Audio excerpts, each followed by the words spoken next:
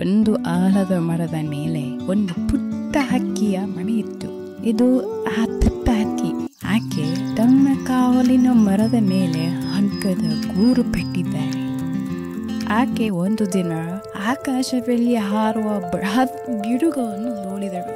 ಅಯ್ಯೋ, ನಾನು ಕೂಡ ಗಿಡುಗದಂತೆ ಎತ್ತರಕ್ಕೆ ಹಾರಬಲ್ಲೆನೆ. ಅವನು ಭಾರಿ ಎತ್ತರಕ್ಕೆ ಹಾರಲು ಪ್ರಯತ್ನಿಸುತ್ತಿದ್ದಾಳೆ. ಇದೀಗ ನಾನು ಪ್ರಯತ್ನಿಸಲೇಬೇಕು. ಆಕೆ ಕೆಳಗೆ ಬಿದ್ದು ಗಾಯಗೊಂಡಳು. ಇದನ್ನು ನಾನು ಮಾಡಲಾರೆನು. ಒಂದು ಯಾನೆ ಗೂಬೆ ಆಕೆಯ ಬಳಿಗೆ ಬಂತು. ನೀನು ಯಾಕೆ ದುಃಖಪಡುತ್ತಿದ್ದೀಯ ಪುಟ್ಟ?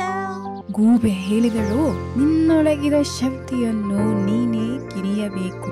ನೀನು ಹಾರಬಹುದಾದಷ್ಟು ಶಕ್ತಿಶಾಲಿ. ಬಲಹೀನತೆಯನ್ನು ನಂಬಲೇಬೇಡ. ಅವಳು ಪ್ರತಿದಿನ ಅಭ್ಯಾಸ ಮಾಡುತ್ತಾಳೆ. ನಾನು ಸಣ್ಣವಾದರೂ ಶಕ್ತಿಶಾಲಿ.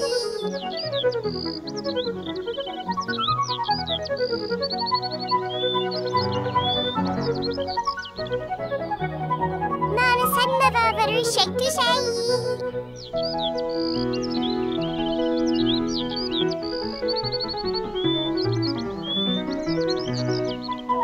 ಆಕೆಯ ಗೆಳೆಯ ಹತ್ತಿಯರು ಸಹಾಯ ಮಾಡುತ್ತೇವೆ.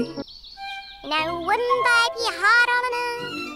ಆಕೆ ಕೊನೆಗೂ ಎತ್ತರಕ್ಕೆ ಹಾರುವ ತನ್ನ ಕನಸನ್ನು ತಲುಪಿದಳು. ನಾನು ಹಾರ್ತಾ ಇದ್ದೀನಿ.